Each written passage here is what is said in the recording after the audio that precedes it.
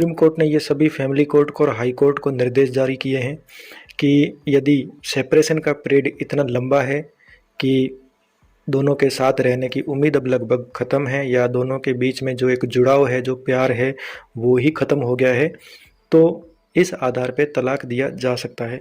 इस पूरे वीडियो में हम इस बात पर डिस्कशन करेंगे कि सुप्रीम कोर्ट ने और फैमिली कोर्ट ने सामान्यतः कितना सेपरेशन पीरियड माना है और जो ब्रेकडाउन ऑफ मैरिज है या जो सेपरेशन है यह किस तरीके का होना चाहिए कि वो क्रूरता की श्रेणी में आता है। आप हमारा ये वीडियो देख सकते हैं जिसमें हमने आपको क्लियरली ये बताया था कि महिला द्वारा फाइल किए जाने वाले दहेज केस या मेंटेनेंस के केस से पहले यदि तलाक का केस लड़के के द्वारा फाइल किया जाता है तो उसके क्या फ़ायदे हैं वो आप इस वीडियो में देख सकते हैं। उस समय जो हमने बताया था वो परिस्थिति आज सही साबित होती दिख रही है, क्योंकि तलाक के केस इतने लंबे चल रहे हैं और जो केसों की भरमार आई है उस हिसाब से जो स्टडी थी वो ये बताती है कि ज़्यादातर मामलों में तलाक नहीं मिलने से काफ़ी सारी कानूनी जटिलताएं पैदा हो जाती है। अब दोस्तों इस वीडियो में आपको सेपरेशन या ब्रेकडाउन ऑफ मैरिज का जो ग्राउंड है वो तलाक में किस प्रकार पाया जा सकता है और ब्रेकडाउन ऑफ मैरिज या सेपरेशन के आधार पर आपको किस प्रकार जल्दी तलाक मिल सकता है, इसकी शुरुआत फैमिली कोर्ट से ही होती है।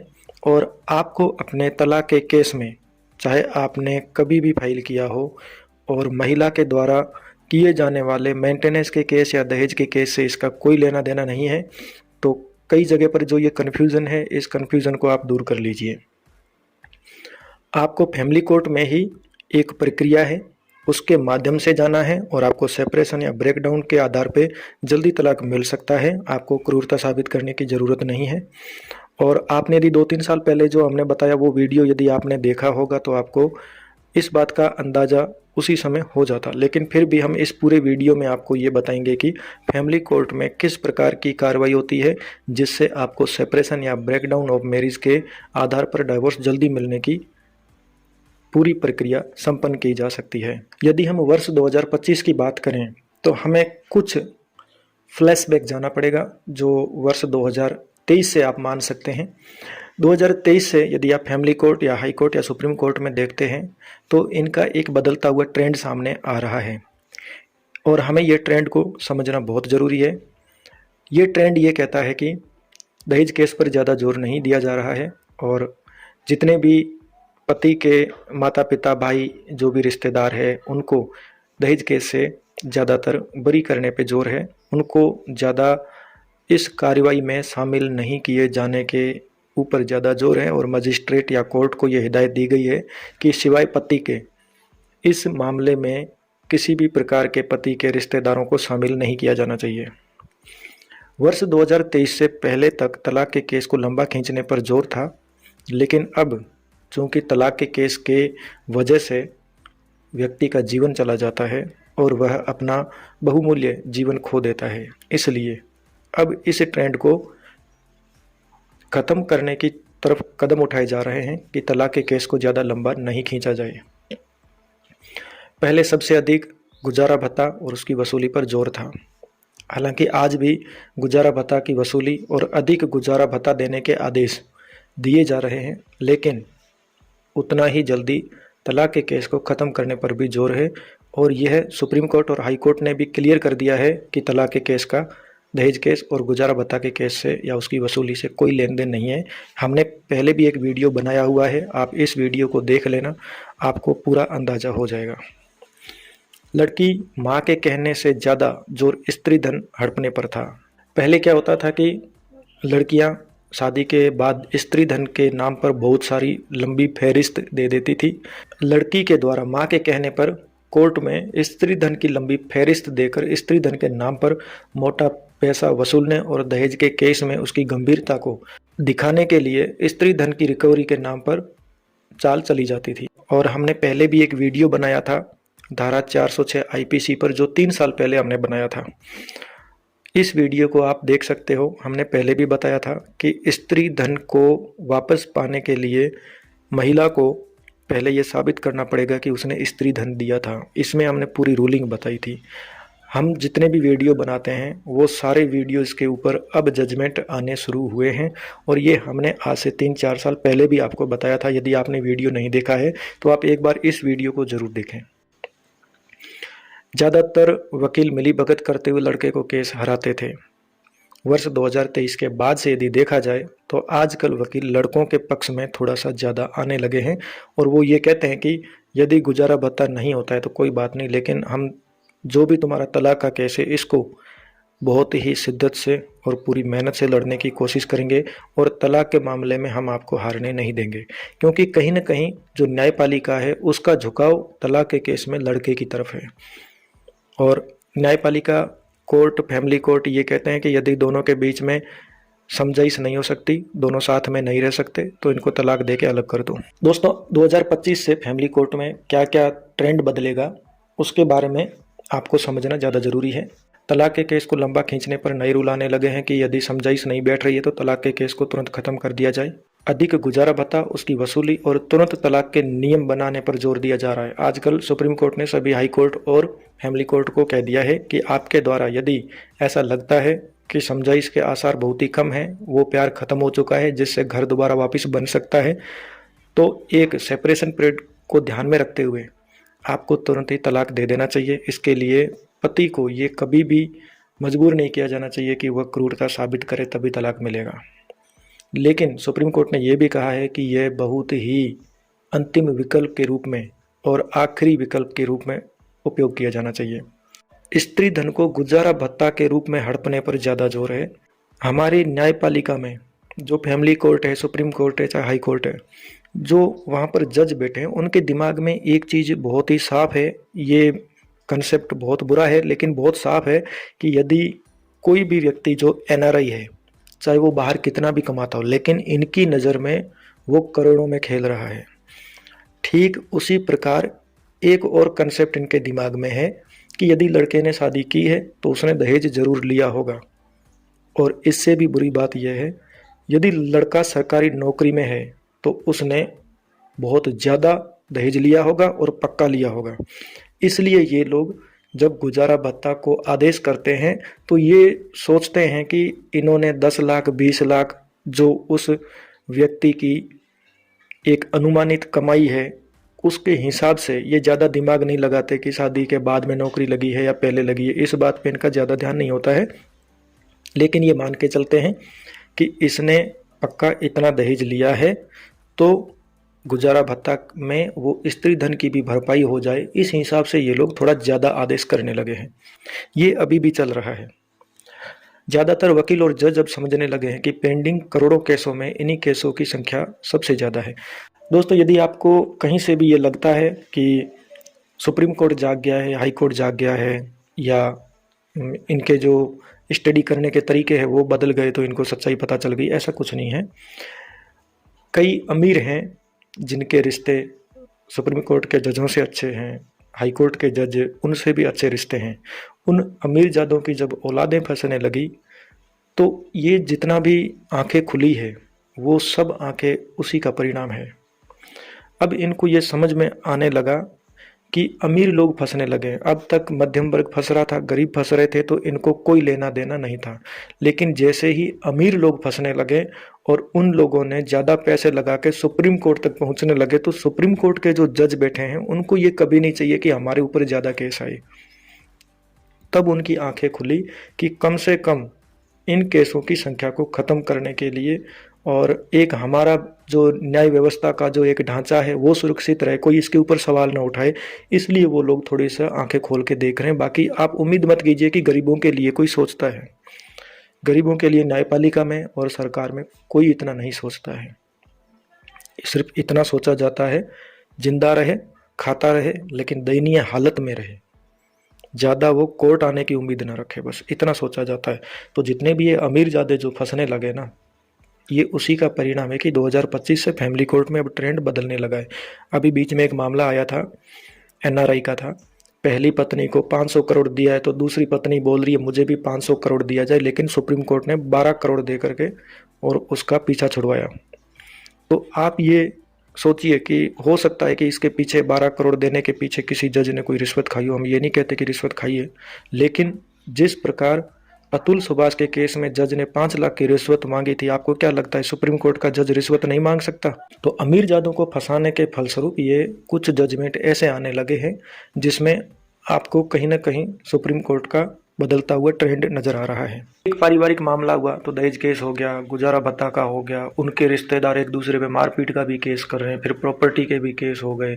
शुरुआत किससे हुई? पति पत्नी में नहीं बने, लेकिन मामले कितने पैदा हुआ? 10, 12, 15। तो इस वजह से सुप्रीम कोर्ट ये मानता है कि पारिवारिक मामले इन केसों के बढ़ने की असल वजह है।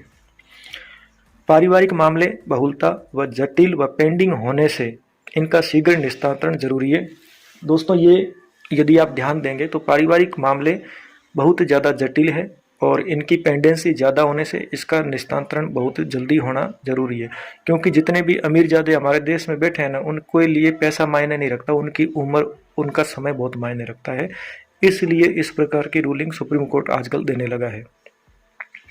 क्रूरता से परे न्यायिक पृथक्करण को नया आधार बनाया जा रहा है।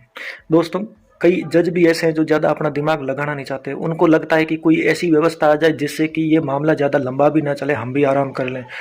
तो सुप्रीम कोर्ट ने देखा कि क्रूरता की कहीं कोई परिभाषा नहीं है, इसलिए एक सेपरेशन का जो पीरियड है वो एक डिसाइड कर दिया जाए, जिससे कि नीचे वाले कोर्ट में, क्योंकि घर बसना होता है तो बहुत जल्दी बस जाता है, घर बसने की उम्मीद नहीं है, इसलिए केसों के सहारे चल रहे, एक दूसरे को परेशान करने में लगे हुए हैं। इस वजह से सेपरेशन के पीरियड को धीरे धीरे ग्राउंड बना करके और जितने भी पुराने मामले हैं उनको खत्म करने का एक ढांचा तैयार किया जा रहा है, ताकि न्यायपालिका पर ज़्यादा इसका जो असर न पड़े और लोगों का विश्वास भी बना रहे। मेन जो यहाँ पर है वो है कि ये न्यायपालिका, सुप्रीम कोर्ट जो है, ये सभी कोर्ट कचहरी में लोगों के जो विश्वास है उनको बनाए रखना चाहते हैं, क्योंकि जनता में आम भावना फैल चुकी है कि कोर्ट कचहरी में न्याय नहीं है, आप किस लिए जा रहे हो। और यदि आपका न्याय से भरोसा उठ गया तो सीधी सी बात है, अपराध में बढ़ोतरी होगी, लोग क्राइम करेंगे, लोग मार देंगे, ये सब चीज़ें होती है।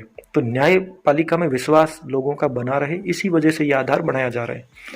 सुप्रीम कोर्ट ने 2 साल से ज़्यादा पुराने मामलों में त्वरित कार्रवाई के निर्देश दिए हैं। सुप्रीम कोर्ट ने यह कहा है कि यदि पारिवारिक मामले कोई भी जहाँ पे सेपरेशन 2 साल से अधिक है तो उनमें आप टारगेट डिसाइड कीजिए। मुख्यतः अभी जो टारगेट डिसाइड हो रखे कोर्ट के द्वारा वो 5 साल से अधिक पुराने मामलों में, लेकिन 2 साल से पुराने सेपरेशन जिनका भी हो चुका है उनके लिए जल्दी तलाक मंजूर किया जाए। इस संबंध में सुप्रीम कोर्ट ने यह कहा है कि 2 साल यदि मामला हो गया तो उसको जल्दी खत्म करने की प्रक्रिया शुरू करो। 5 साल पुराने पेंडिंग तलाक के केस को तुरंत खत्म करने के निर्देश दिए गए हैं। 5 साल पुराने जो पेंडिंग तलाक के केस है उसमें बहुत जल्दी खत्म करने के निर्देश अभी दे दिए हैं। तलाक के केस को लंबा खींचने पर नए रूल आने लगे हैं। ये नए रूल यही है कि तलाक के केस को जल्दी खत्म करो, औरत को मेंटेनेंस जो भी है देना है दो, लेकिन इस केस के, तलाक के केस के ऊपर कोई असर नहीं आना चाहिए। सेपरेशन के आधार पर जल्दी तलाक कैसे मिलता है, अब हम इस वीडियो में उस बात पर आते हैं और किस प्रकार इसमें आपको कार्रवाई करनी है वो भी हम आपको बताते हैं। दोस्तों, ये प्रक्रिया आप अच्छे से समझ लेना, क्योंकि इसके बगैर आपको जल्दी तलाक नहीं मिलेगा। और सुप्रीम कोर्ट ने इसकी क्या लिमिटेशन रखी है वो भी आपको बता देता हूँ। और सुप्रीम कोर्ट ने इस सेपरेशन के आधार पर या ब्रेकडाउन ऑफ मैरिज के आधार पर किस प्रकार अप्रोच की जा सकती है, इसकी प्रक्रिया आपको बताना बहुत ज़रूरी है। अब आपको क्या करना है, मान लीजिए आपका तलाक का केस चलते हुए 2 साल से अधिक का समय हो गया है, तो आपको अपने तलाक के केस को जल्दी ख़त्म करने की एक एप्लीकेशन डाइवोर्स के केस में ही लगानी है। इसका कोई प्रतिकूल प्रभाव नहीं पड़ता है, आपको कोई नुकसान नहीं होगा। ये एप्लीकेशन को 6 महीने में डिसाइड करवा लेना बहुत ज़्यादा ज़रूरी होता है। यदि सामने वाली पार्टी जवाब नहीं देती है तो आपको उनसे जवाब जल्दी लेकर के 6 महीने में इस एप्लीकेशन का ऑर्डर करवाना है। ये एप्लीकेशन कैसे लिखी जाती है, इसमें क्या क्या आपकी शब्दावली होनी चाहिए, इसके ऊपर हमने पहले से ही एक वीडियो बना रखा है, कृपया करके हमारा ये वीडियो आप देख लेना। लेकिन आपको तलाक के केस में ये एप्लीकेशन लगानी है। अब आपको मैं बताऊंगा कि आपको ये एप्लीकेशन क्यों लगानी है और ऐसा क्यों सलाह दिया गया, वो मैं आपको आगे बता रहा हूँ। यदि आपका तलाक का केस चलते हुए 5 साल से अधिक का समय हुआ है और पत्नी बार बार व्यवधान उत्पन्न कर रही है, तो आपको हाई कोर्ट में एक रिट या अपील पेश करना है, जिसमें आपको कुछ महत्वपूर्ण जजमेंट्स पेश करने हैं। दोस्तों, हम आपको इस पॉइंट में ये चीज़ बता देते हैं कि हमने आपको ये क्यों बोला है कि जल्दी तलाक के केस को ख़त्म करने की एप्लीकेशन लगानी चाहिए। सुप्रीम कोर्ट ने अपने एक जजमेंट में ये कहा था कि ब्रेकडाउन ऑफ मैरिज या सेपरेशन के आधार पर यदि 5 साल से अधिक सेपरेशन हो गया है, तलाक का केस चल रहा है, तो ऐसे कई लोग हैं जो सीधे हाई कोर्ट में या सुप्रीम कोर्ट के अंदर रिट फाइल कर देंगे। तो सुप्रीम कोर्ट ने हाई कोर्ट और अपना भी समय बचाने के लिए और ज़्यादा मामलों की भरमार यहाँ तक न पहुँचे, इसके लिए एक व्यवस्था दी है कि फैमिली कोर्ट का ये कर्तव्य है कि वह इस प्रकार की किसी भी प्रैक्टिस को या प्रक्रिया को मंजूरी नहीं देगा, न ही कोई हाई कोर्ट रिट को स्वीकार करेगी, केवल विशेष परिस्थिति में ही स्वीकार करेगी।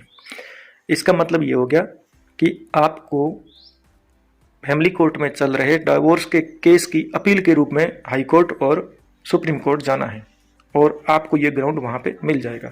अब दोस्तों, आपको जो ये जजमेंट है ये आपको फैमिली कोर्ट में ही पेश करने हैं, और यदि आपको हाई कोर्ट जाना है तो इस एप्लीकेशन की अपील लगा करके आपको अपील के रूप में जा करके ये जजमेंट पेश करने हैं।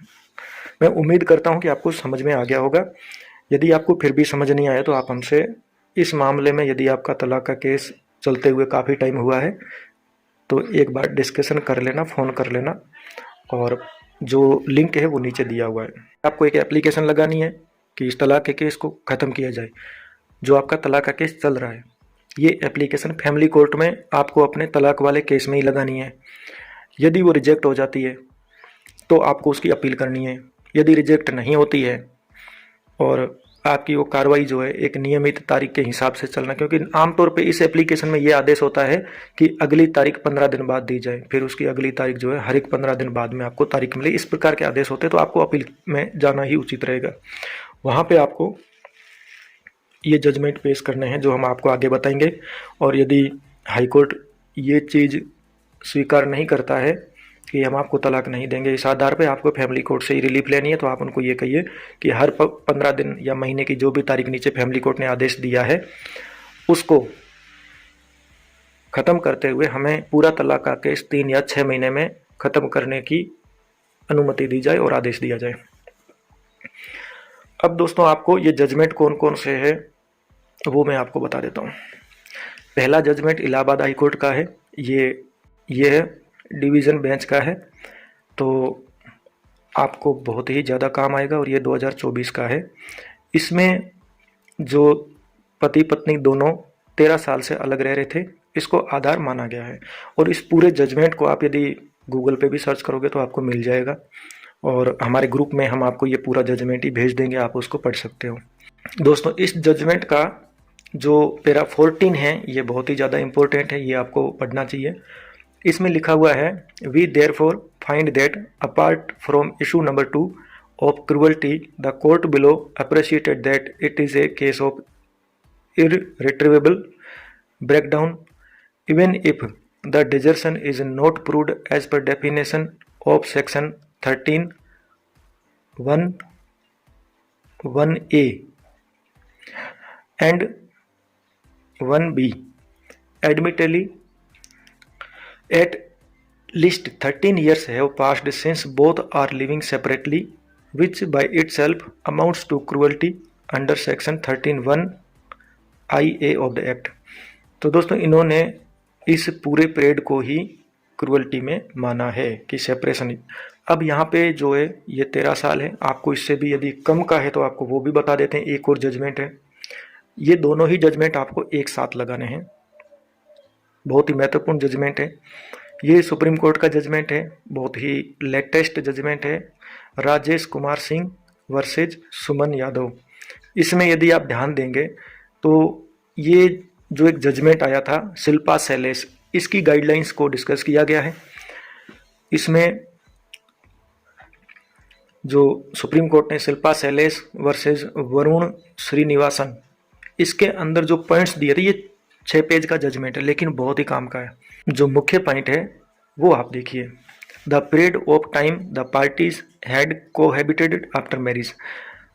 दूसरा point, when the parties had last cohabited. तीसरा पॉइंट है the nature of allegations made by the parties against each other and their family members. और चौथा पॉइंट है the orders passed in the legal proceedings. अब इसके बाद मुख्य point क्या है वो आप देखिए। The period of separation should be sufficiently long and anything above 6 years and more will be A relevant factor.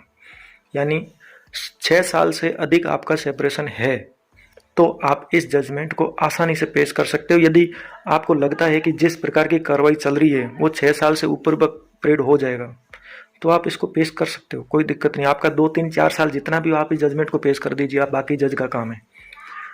आप अपने आप में फाइल के ऊपर, अपनी डिवोर्स की फाइल के ऊपर खुद जज मत बनिए। आपकी सोच बहुत अलग है, जज की अलग है, सामने वाले वकील की अलग है। तो आपको अपने काम की जो चीज़ है वो आपको फाइल में लगा देनी है। बाकी जज अपना काम कर रहा है वो अपने आप करेगा। दोस्तों उम्मीद करता हूँ कि आपको बहुत ही इम्पोर्टेंट जानकारी मिली होगी। इसमें ऐसा कुछ है नहीं कि आप खुद कुछ नहीं कर सकते, आप इन सब चीज़ों को बिना वकील के खुद भी कर सकते हो। और जो हमने ये कार्रवाई बताई है आमतौर पे कोई भी वकील इस प्रकार की कार्रवाई को नहीं करता है। उम्मीद करता हूँ कि आप अपने डिवोर्स के केस में तारीख पर तारीख लेने की जगह पे कोई ना कोई एप्लीकेशन ज़रूर लगाएंगे ताकि सामने वाली पार्टी भी हमेशा इस चीज़ को ध्यान में रखे कि हमें इस केस में ज़्यादा समय नहीं मिला है। आप कोई ना कोई एप्लीकेशन लगाते रहिए, जज को बताते रहिए और इस केस को जल्दी ख़त्म कीजिए। यदि आपका सेपरेशन बहुत ज़्यादा टाइम का है तो उसको भी जल्दी ख़त्म कीजिए। बाकी आपको यदि कहीं कोई डाउट है तो आप हमसे बात कर सकते हैं, डिस्क्रिप्शन में लिंक दिया हुआ है। और हमारे व्हाट्सएप ग्रुप में ज्वाइन होने के लिए हमने एक वीडियो बना रखा है, कुछ इस वीडियो के अंत में बता देंगे। आप हमारे व्हाट्सएप ग्रुप में ज्वाइन हो सकते हैं। बहुत ही मिनिमम फीस रखी गई है क्योंकि वो रखना। तो भाई अतुल सुभाष को मिल चुका है न्याय, उसकी बेबी अरेस्ट हो गई है, पुलिस ने फोटो भी पोस्ट कर दी उसे अरेस्ट करके, है ना। लेकिन ऐसा कुछ नहीं है, वो अरेस्ट तो हो गई है, फोटो डाल दी उसने, अब वो बेल के लिए अप्लाई करेगी। अब उसने अतुल सुभाष के फादर के ऊपर अपने बच्चे के मेंटेनेंस का केस डाला है, जो कि अतुल सुभाष ने पहले ही कहा था। अतुल सुभाष ने कहा था अपनी बेबी से कि मैं सुसाइड कर लूंगा, तो उसने बोला था तू सुसाइड कर लेगा, तेरा बाप तो जिंदा है ना, मैं तेरे बाप से पैसे ले लूंगी। और सिंपली वही हो रहा है, कुछ नहीं बदला, कोई न्याय नहीं हुआ। बस तुम्हें मीठी गोली दे दी गई उसकी फोटो डाल के कि तुम लोग चुप हो जाओ, जस्टिस फॉर मैन चिल्लाना बंद कर दो, सड़कों पे ना निकलो, कैंडल मार्च ना करो, इसके लिए तुम्हें शांत करने के लिए फोटो डाल दी गई। अतुल सुभाष के बाद अभी राजस्थान में एक पूरी फैमिली ने सुसाइड कर ली अपनी बहू की वजह से। क्या हुआ पता चला तुम्हें? नहीं पता चलेगा। ये सारी बातें ऐसी दबी रहती है, ना जाने कितने लोग अभी तक अतुल सुभाष के बाद भी सुसाइड कर चुके हैं, बट तुम्हें नहीं पता क्योंकि ये चीज ना तो न्यूज में आती है ना ही इसमें कोई हल्ला मचता है। अतुल सुभाष ने 1.5 घंटे की वीडियो बनाई, 24 पन्नों का नोट छोड़ा है, सुसाइड नोट छोड़ा है। इसके बाद भी अगर कुछ नहीं होता है ना, एक कानून में सुधार नहीं होता है, तो सोच लेना आगे कुछ नहीं होने वाला। तो चुप मत बैठो, #justice for Atul Subhash, justice for man, और कानून में सुधार की मांग करो, सिस्टम बदलो। और सिस्टम ऐसे नहीं बदलेगा जब तक तुम पॉलिटिकल प्रेशर नहीं बनाओगे अपने जो नेता है उसको। वोट सिर्फ फ्री बिजली फ्री पानी के लिए करते रहोगे ना, इसके चक्कर में अगर तुम वोट दोगे ना, कल को तुम भी फांसी लगाओगे, तुम्हारा परिवार भी कोर्ट के चक्कर काटेगा।